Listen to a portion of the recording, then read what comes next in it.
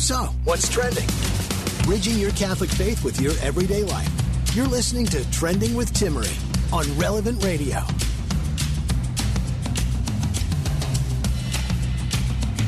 Welcome. It's great to be with you. It's Monday. It is our happy hour here on the show, and I feel like a lot of people are probably extra happy because many, not all, have a 4-day work week. Just saying. Although, what do you do when we're still kind of in this quarantine hiatus of celebrating major events like Independence Day? So hopefully you can be creative and don't wait till the last minute for that usual fireworks show to be kicking off.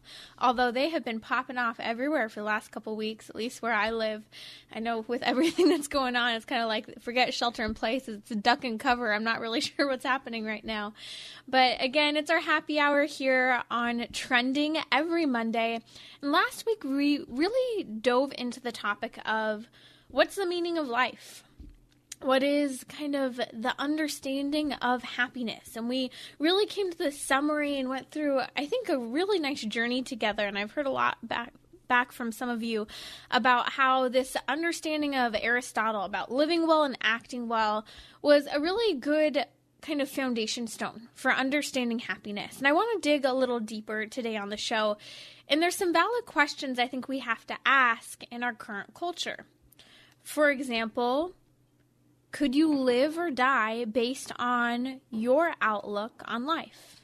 That is the outlook you hold with regard to interacting with human beings, with regard to your day-to-day living. Do you have an outlook with regard to life? Do you have a Catholic outlook? And if you do, what's the ultimate goal?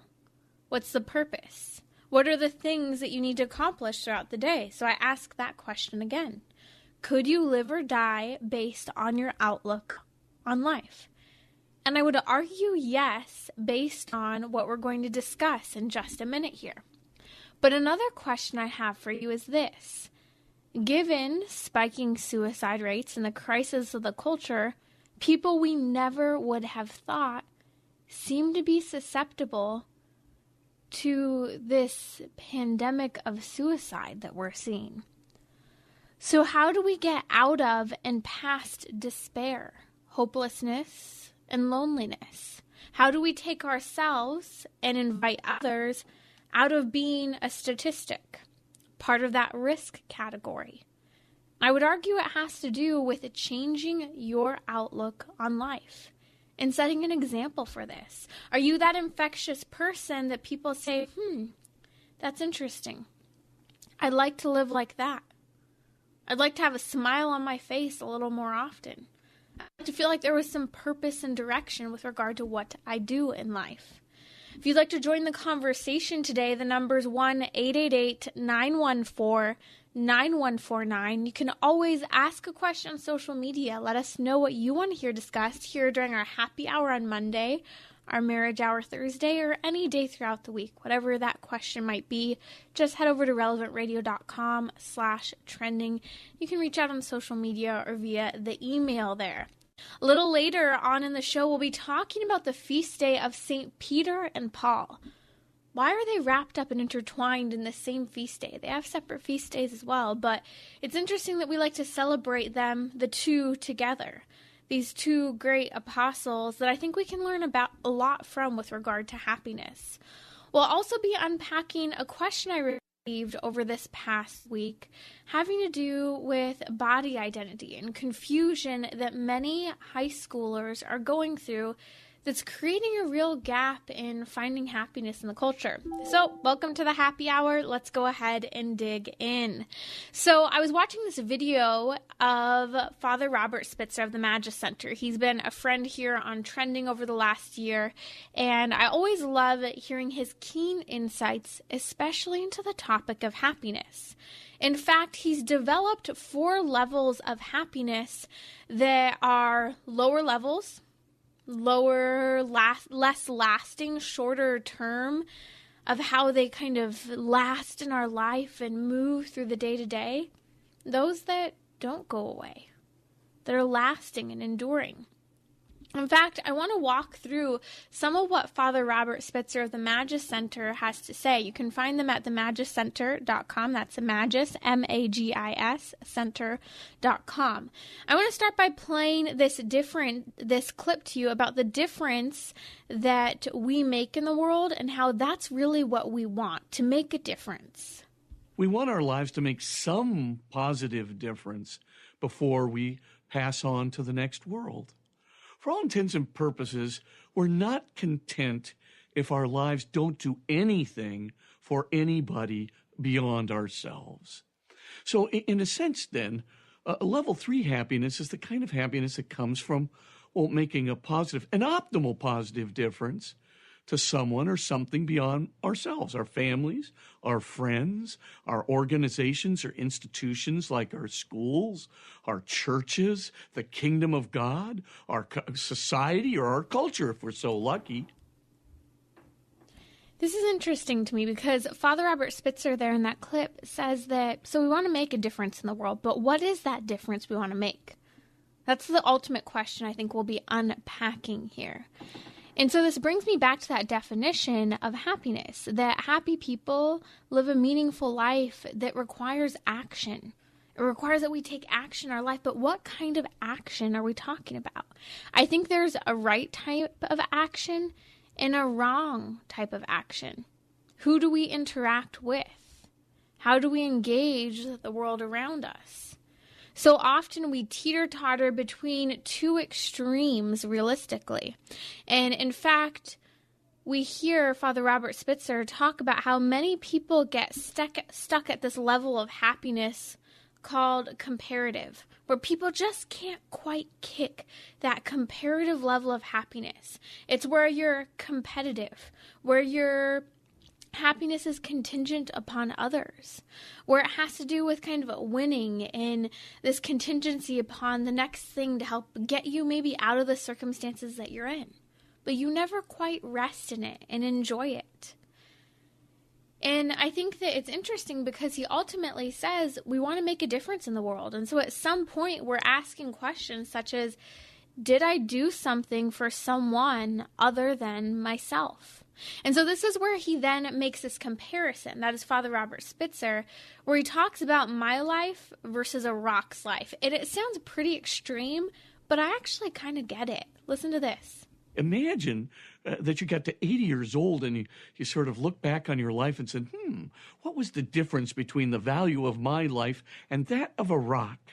And you pretty much had to say your life didn't make much difference. You'd be in incipient despair. But we actually have the opposite drive.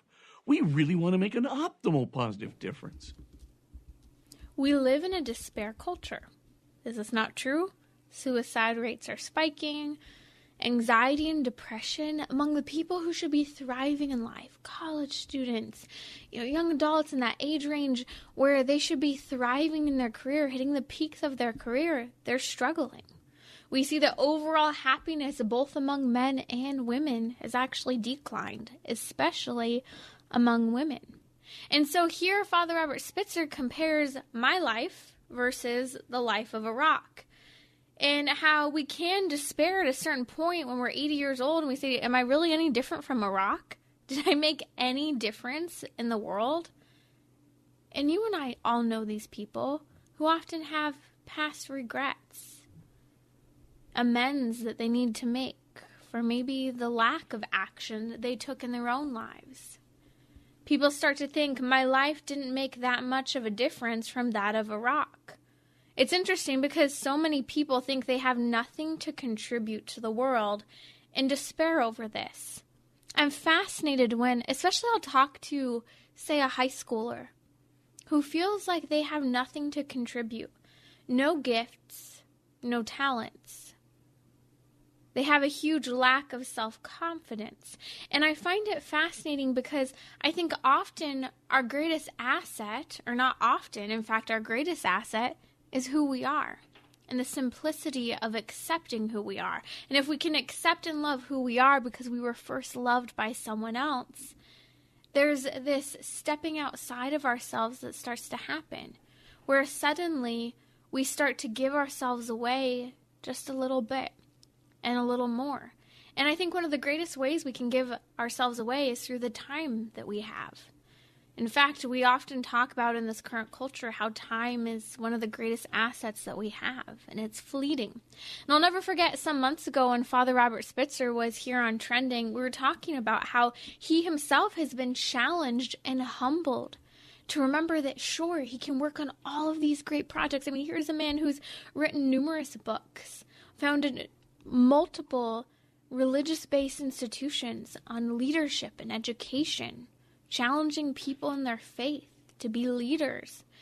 And yet, here's someone who says, at the same time, he discovered at a certain point it wasn't below him to engage, say, with a niece or nephew. In fact, he was investing in the people around him, even though he could be spending his time writing these great books and studying these great authors. It was a moment of humility and incredible to hear. Again, our time is one of the greatest gifts we can give to other people, yet it's often one of the things we're the most reluctant to give to others. Sometimes it's interesting because I look at that life of a rock, right? Totally different type of life from what you and I live. And in some respects, although it isn't an intellectual being, when we look at even scripture talking about nature, we look at how nature is glorifying the Lord, the wind, the stars, the plants of the earth, the animals. They're glorifying the Lord, but how? Just by being themselves. Yet you and I have such a great sense of discontentedness that we can't just allow ourselves to be in time and space and engage with others. And so in some respects, Father Spitzer's, comparing, a lot of people think, well, I'm nothing more than a rock. Yet at the same time, there's a simplicity I think that we also have to admire in the fact that the rock is doing what it's created to be by being a rock, by sitting there. And so you and I are called to engage and pause and interact with those around us. In a world that I say this all the time, I think that one of the greatest things that gets in the way of who we are is this being a cog in the machine of productivity, and how it can disrupt our femininity, masculinity, and distract us from our real responsibilities. And so again, Father Robert Spitzer breaks down various levels of happiness, and he's going to do this, for example, in a story he tells about two groups of people who end up finding themselves in a concentration camp, and how one thrived and the other didn't. Let's hear about this first group in the concentration camp during World War II. There was this very famous psychiatrist by the name of Viktor Frankl, wrote a very important book called Man's Search for Meaning. And what he discovered was he was put into a prisoner of war camp, and he discovered there were kind of two groups of prisoners. One group was really trying to get the level 2 happiness back into their lives that the concentration camp had taken out. So they're living in this darkness and this evil, and they're trying to get it back. But there's no level 2 happiness to be found, right? Control, power, winning, achievement, nothing. You're not going to get any of that in a concentration camp. It's so interesting. So here, this first group in the concentration camp, and the book's written by Viktor Frankl, Man's Search for Meaning, they focused on, okay, well, how are we going to make it out of this? So they kind of band together and they're saying, okay, well, we need to try and take control of the situation. We need to be the powerful ones, maybe even the powerful prisoners that outperform the others, outlive the others. It's about winning. It also is interesting because they place their hope on the fact that the Allies are going to save them by Christmas. Now, Father Robert Spitzer refers to this as level 2 happiness. And so level 2 happiness is what I mentioned earlier, and we'll break this down more. You're living your life in the realm of comparison. It's always about what someone else has, the next thing I have to win, the amount of power and control I have. They were never going to get out any other way, is what they believe. But this is a problem. So often we place all of our hope, or some people might say all our eggs in one basket, such as or like winning the lottery. We hope that we will be delivered from the situation we're in. And it's interesting because the goal is this delivery from the situation, but we're always looking at, well, how can I get out of this? How can I change the situation? Which I think is good. Action is important. But sometimes as people of faith, we have to remember, maybe God doesn't want to allow us out of that situation because that's the best possible thing for our sanctification. And maybe we're not being open to God's will for the transformation he's allowing to be worked in our life. Yet often people lose hope when they can't compete, they don't win, and when the control is gone. But let's compare this to the second group in the concentration camp, who we'll find out later ends up doing a little bit better in this situation. There was another group of prisoners, I'll just call them level 3 prisoners, who were trying to make some difference with their lives. They began to think not only about how could they make a difference to the other prisoners around them, but when they got out of that concentration camp, how are they going to treat their wives and make a difference to them? Or how are they going to make a difference to, the world by maybe, giving lectures or talks about, the terrible things that have befallen them and all the causes of them. But they really wanted to make a difference. The difference happens now in the current situation that I'm engaging in. It doesn't mean that the situation, the circumstances necessarily might change, but my attitude and how I interact with those around me can. I may not be able to make it, in this case for them, out of the concentration camp. But it's interesting because you'll notice these people not only want to make a difference now with those they're interacting with, but they have this interest in making a difference after, if they do leave, with their spouses and the greater world behind. And I think that's a really big difference of how we can live in a way that allows us to enter into that contributive dimension of the human person, that dimension of making a gift of ourselves. This is what St. John Paul the Great talks so much about in his theology of the body. And even the understanding of the human person more so from an anthropological perspective as well. As he wrote Love and Responsibility before he was Pope, as Karol Wojtyla, he talks about how we need to learn to love and take responsibility, and that ultimately requires action. That requires not diminishing a human person towards a means to getting what we want, to getting ahead. Yet that's kind of how these people act in a sense. They were dependent upon the allies to bring them happiness there in the concentration camp. But what ultimately ended up happening to both groups? Listen to this from Father Robert Spitzer. What Frankl noticed is that the level 3 prisoners, they lived and made a huge difference to the world around them. But the level 2 prisoners, they wound up thinking, gosh, the Allies have to liberate us by Christmas. And then when the Allies didn't liberate them by Christmas, so many of them literally died. That's how important meaning, this level 3 purpose in life, this contribution is. It not only keeps you alive, it gives you a sense of dynamic, animated spirit that moves beyond itself and gives you a most remarkable life and leadership. I asked the question at the beginning of the show, could you live or die based on your outlook on life? Well, look at those who were prisoners of war during World War II in the concentration camp. Some of them died not long after they realized that the Allies were not going to liberate them by Christmas. How different is that from the culture we live in now? If only I get this job, if only I have this experience or that experience. Our happiness is always so contingent upon what will passively be experienced by us on a day-to-day basis, rather than taking action and responsibility for what our surroundings are ultimately. And so having meaning and purpose in life actually does matter. It can literally, as we hear Father Robert Spitzer mention, literally can keep you alive. But when we lose hope and we allow ourselves to live on that competitive, comparative dimension, we lose sight of true happiness, because competition only lasts so long. The victory is sweet, but for how long? How long before someone else beats you out?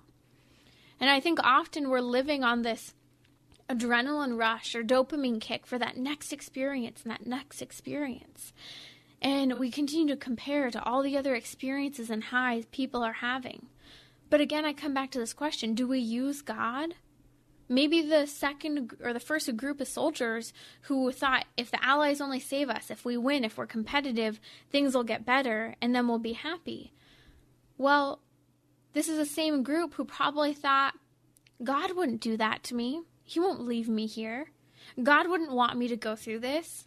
And in fact, maybe they were using God and thinking, well, of course God is going to liberate me by Christmas because this is a great day and I choose to honor God. But I think sometimes we manipulate and use God and create our own kind of definition of a God who we only call out to when he's going to do good things for us. Yet we define and determine what those good things are. And when we don't think we have those good things, well, we think, well, God's angry at me. Or God's cruel. He doesn't pay attention to me. He doesn't love me. Yet in reality, did God spare his own martyrs? Did God spare his own martyrs? Look at the feast day of today. We'll be talking about this a little more later on. Saints Peter and Paul both died martyrs' deaths, gruesome deaths. So how do we step outside of ourselves to enter into that next dimension of happiness that Father Robert Spitzer talks about? If you're just joining us, you're listening to Trending with Timmery here on our happy hour. Feel free to give us a call at 1-888-914-9149. I want to briefly touch on these 4 levels of happiness that Father Robert Spitzer discusses in so much of his work. He talks about how that lowest level of happiness, level 1, is this happiness where it's just based on immediate gratification. And honestly, we share this with the animals. It's on a very practical level of a focus on pleasure and eliminating all pain. And I think that in a world where we see healthcare prices, the utilization of healthcare spiking, we want to be alleviated from any pain.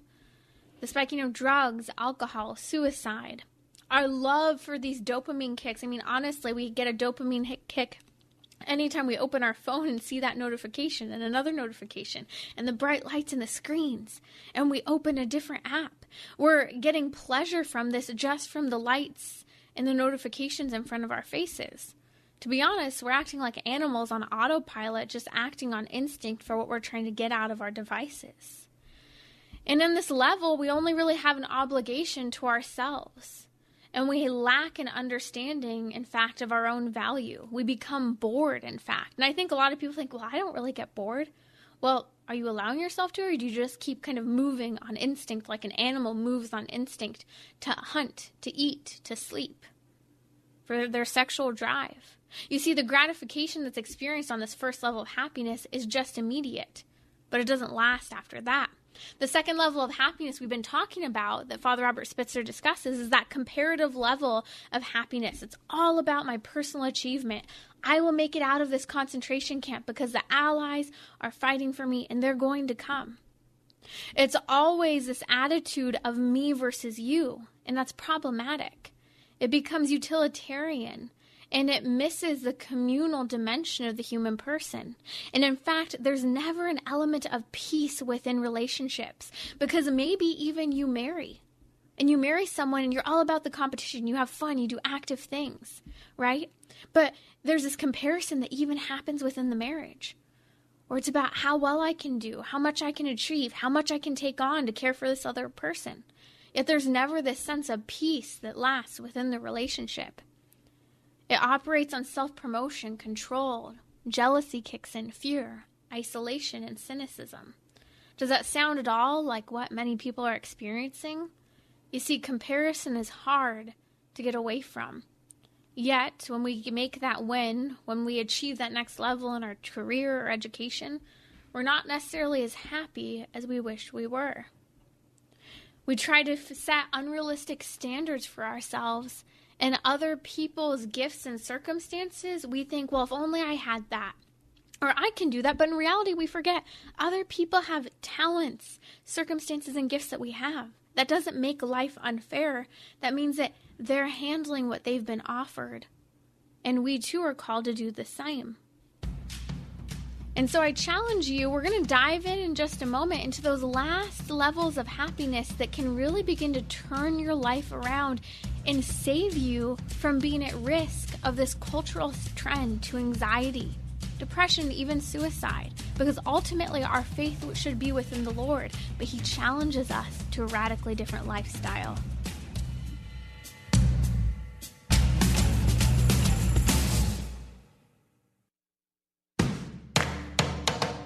We're talking about what you're thinking about. You're listening to Trending with Timmery on Relevant Radio and the Relevant Radio app.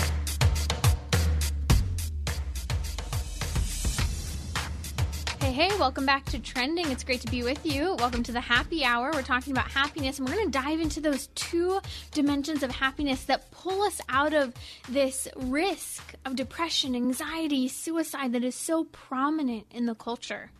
Our toll-free line is 1-877-914-9149 and is sponsored by Charity Mobile, the pro-life phone company. Thanks for being with us. You can always ask a question via social media as well. Just head over to relevantradio.com/trending to connect. So I want to dive into these last two levels of happiness that Father Robert Spitzer of the Magi Center breaks down to really help us step outside of ourselves, to enter into the life of God. And I'll use these to talk about St. Peter and Paul today on their feast day. Father Robert Spitzer can be found at magiscenter.com. That's MAGIS center.com.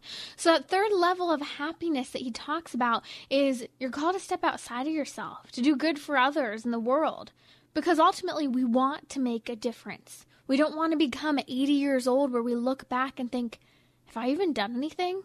But I would argue it's not even people at the end of their lives. I see teenagers all the time who are despairing, saying, I have nothing to offer the world.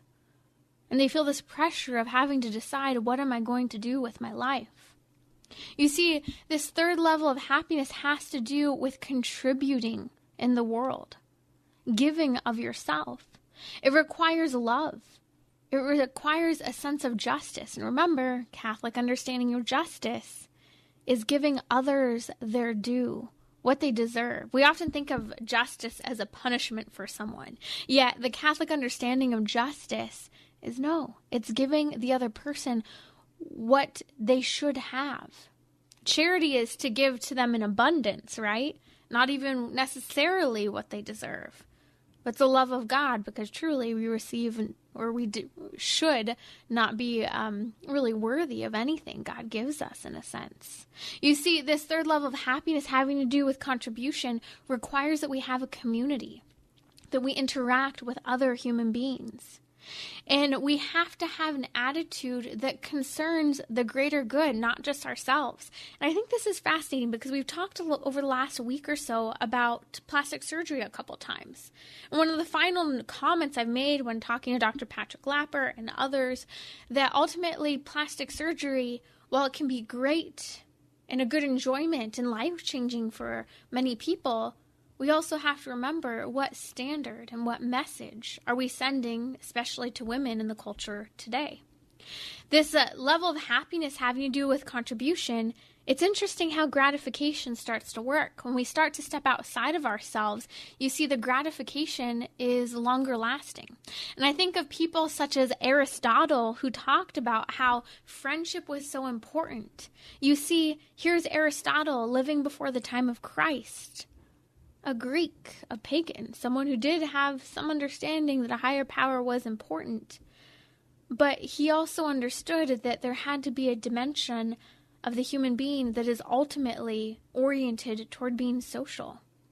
And this happiness that can be achieved on earth with contributing to the world and friendship and interaction is so fundamental to the person. That's why he talks about so much about friendship in his work, especially the Nicomachean Ethics. You see, our own comparative state often gets in the way of us entering into contributing to the world. Well, that person doesn't deserve that. Well, why should I go outside of myself when they aren't in this friendship? You see, there's often this attitude in our culture of frustration over the justice system, the political system, how church politics function. Yet if we're always saying, well, this system and that system's wrong, then at a certain point, we are still living on that comparative level, and we're not contributing. We're not recognizing this is where life is, And I'm called to be the difference in interaction in the world that I want to see, because I can't always change the circumstances around me.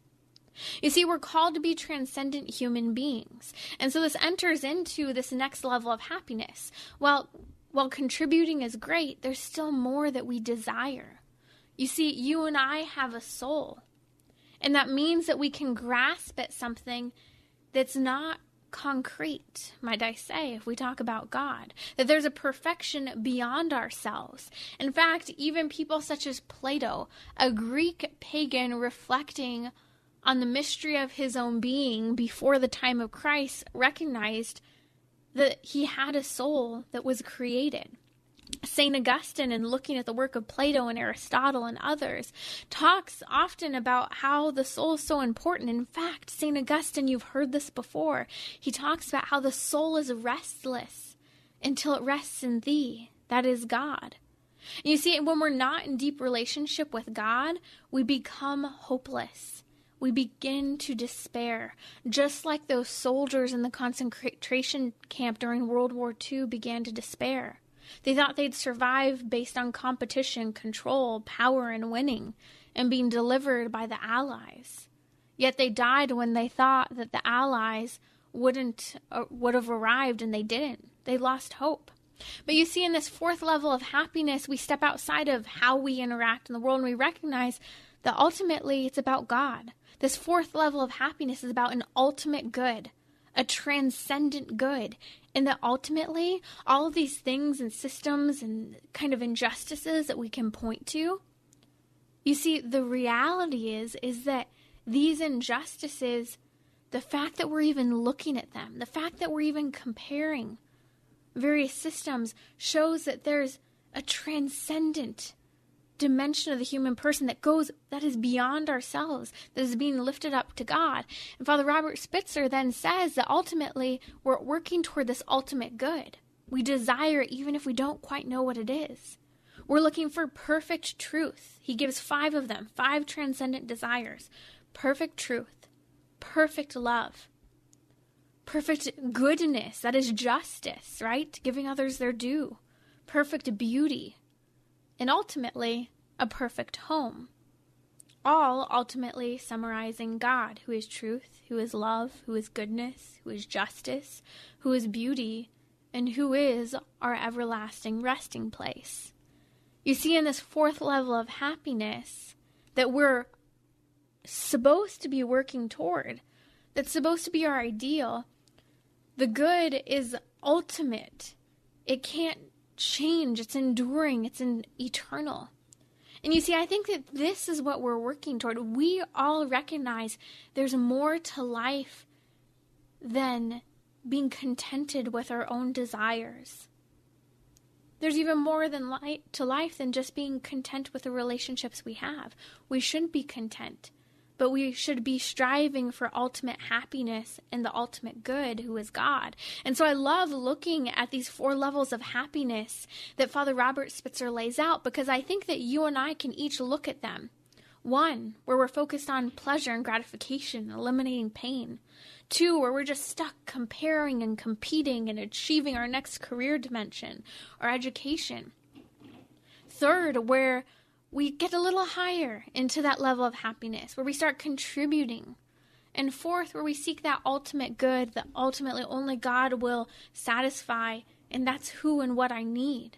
And that's going to call me into communion with others. It's going to call me to work toward and to participate in this eternal love that is the goal that I so deeply desire.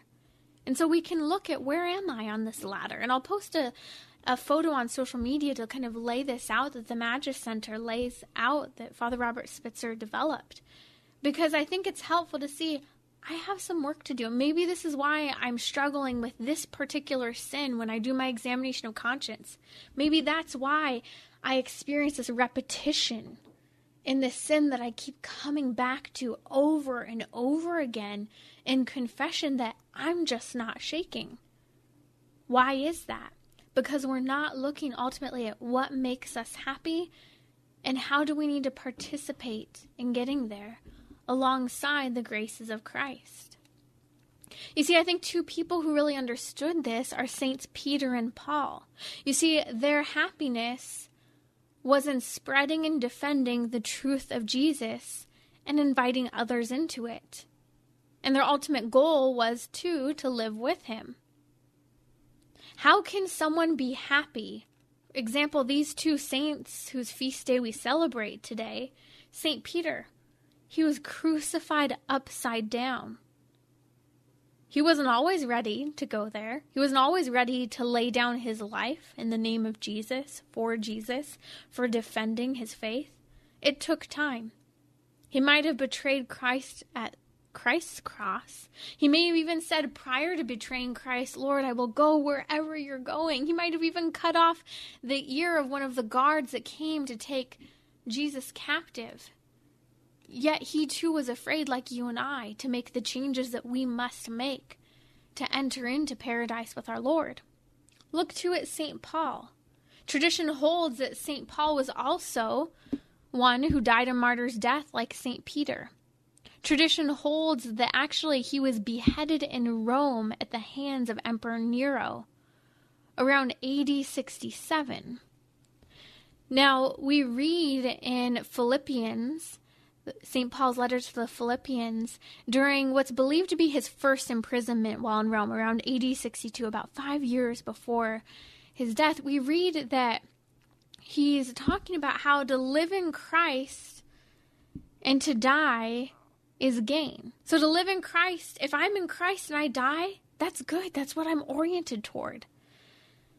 And he ends up going on to talk about if I'm to go on living in the body, this will mean fruitful labor for me. That is, he's saying this is going to be challenging. Yet then he asks himself while he's imprisoned, what shall I choose? I do not know. I am torn between two. He says, one, I desire to depart and be with Christ, which is better by far. But then second, he says this, it is more necessary for you that I remain in the body. Why? Because he knows that he's challenged to live in a way that will beckon others into the gospel of Christ. In fact, we read of Saints Peter and Paul inviting others into the mystery of Christ. And it's interesting because think about this friendship of St. Peter and Paul. Paul, who had been persecuting the Christians, in fact, even participated in killing the very first martyr, St. Stephen, then on the road to Damascus is thrown off of his horse and has this massive conversion and infusion of the Holy Spirit and the truth of Jesus Christ. And he starts preaching the gospel, yet people start to question, well, who's this guy? He didn't know Jesus Christ in the person in the flesh. He used to persecute us, and the people start to question the gospel that he's preaching. And so he ends up, we see an example of him going to what we refer to as the Jerusalem pillars. We read in St. Paul's letter to the Galatians, where he talks about how he went to see James, Peter, and John, who are esteemed as the pillars of the church, right? Because they were Jesus Christ's inner circle. And there he compares the gospel that he's been preaching to the pillars of the faith, Peter, James, and John.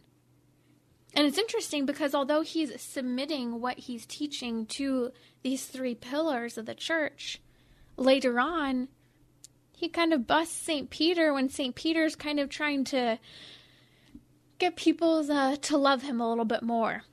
And so he's not necessarily upholding everything that he should be holding with regard to what Christ has taught him. And so St. Paul, even at a certain point, we read, ends up admonishing St. Peter.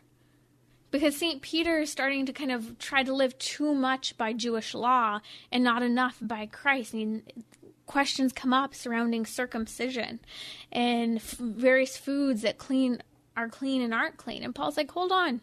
You're kind of getting the focus wrong. And he admonishes St. Peter. It's a challenge to us. We can't be afraid to interact with the circumstances we have.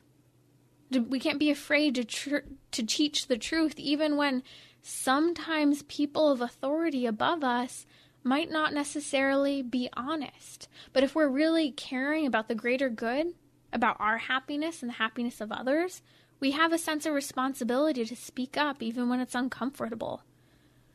Might not necessarily save face, but it's what's true. It's ultimately what's good. It's ultimately what's beautiful. And so Saints Peter and Paul lived a contributive purpose. And that's what you and I are ultimately called to do. And it may take us to martyrdom the same way it did for them. Perhaps we won't live a bloody martyrdom, but what are you and I willing to do to lay down our lives for Christ? We'll be right back here on Trending with Timmerie, and we'll talk about this identity issue that so many people are experiencing in the culture that is also creating confusion about happiness. So, what's trending? Bridging your Catholic faith with your everyday life. You're listening to Trending with Timmerie on Relevant Radio and the Relevant Radio app.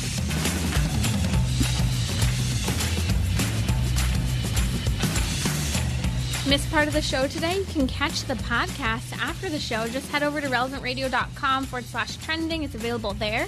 It's also available on our Relevant Radio app that has all the podcasts of the shows, along with your favorite podcasting platform of your choosing. So don't miss an episode. You can find them there, pause, play, and you can text your favorite episodes or things that you think other people might find interesting to a friend. You never know the difference you might make with a topic that they themselves are struggling with and actually have questions on. So we're here in our happy hour every Monday, and if you have a topic related to happiness that you'd like to hear discussed, feel free to reach out on social media or send me an email. I received this question by a concerned aunt, and I thought that this actually really related in a broader way to the overall issue of happiness in the culture. And it actually has to do both with body image and with a gender ideology. So she's talking about her niece, who's 13 years old, is feeling really uncomfortable in her body. She's wearing bigger clothes and is even wearing boys' clothes, wants to cut her hair short, doesn't like anything clingy, and Aunt's starting to be a little concerned that she might be fed the lie of gender neutrality.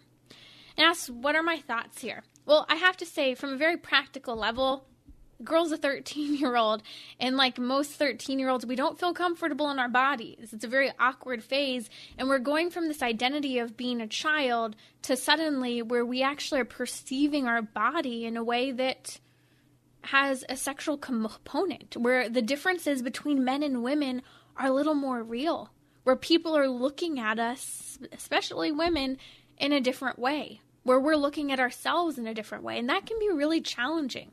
And so in the midst of that, at the same time, hit this gender ideology on top of it. How do teenagers make it through these new transition or regular transitions in life with new ideologies that say, well, you feel uncomfortable in your own skin? You must be a boy. You probably identify as a boy.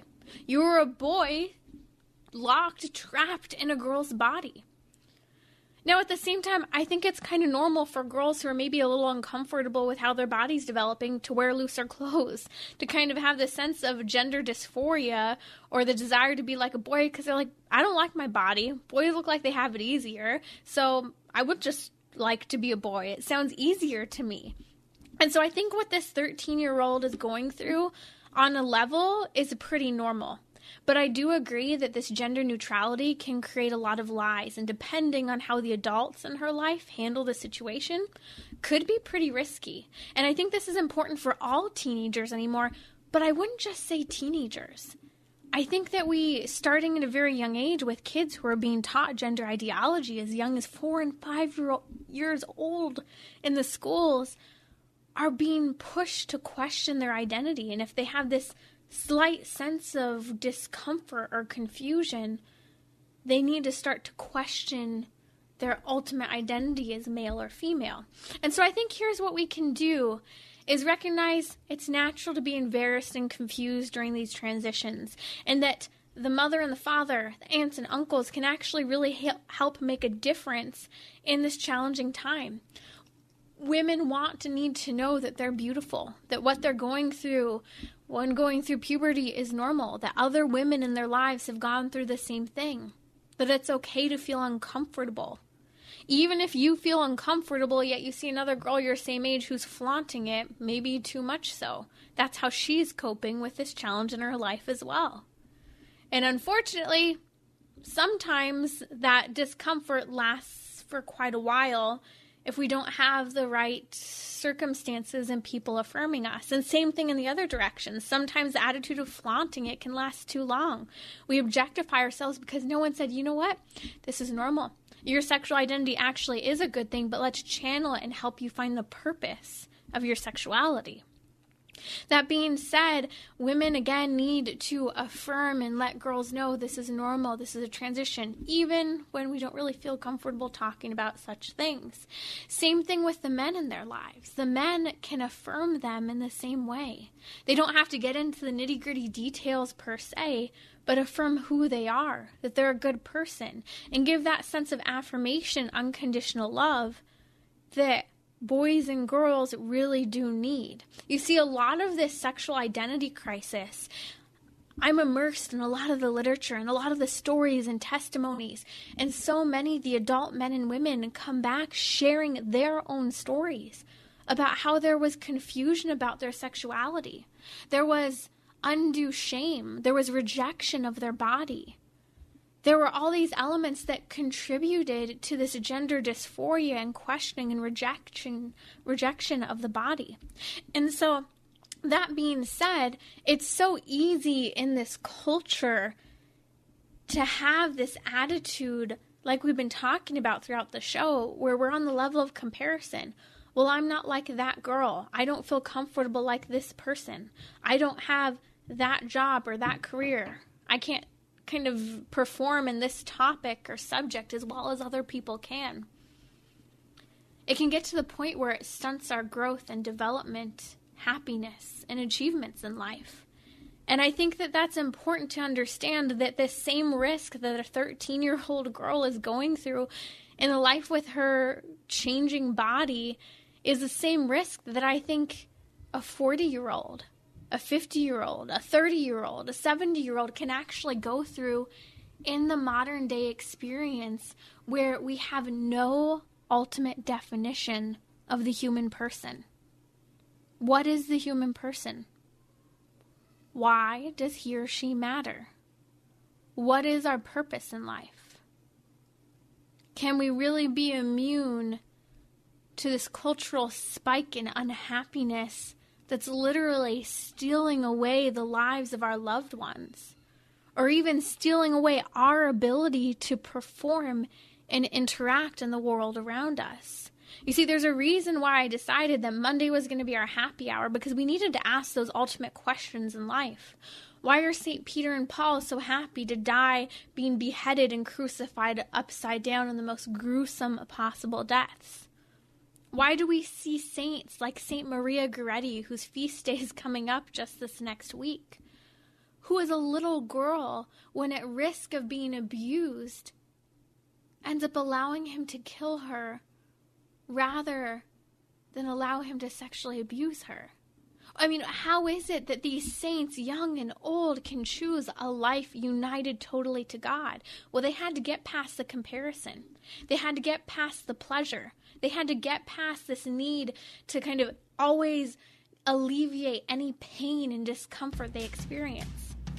They had to learn to start to contribute to the world. They had to learn to start to see that there is an ultimate good, truth, happiness, and an ultimate home that I'm created for, and that if I seek that out, will bring true happiness and satisfaction, will bring peace into my day-to-day life and into each moment that I experience.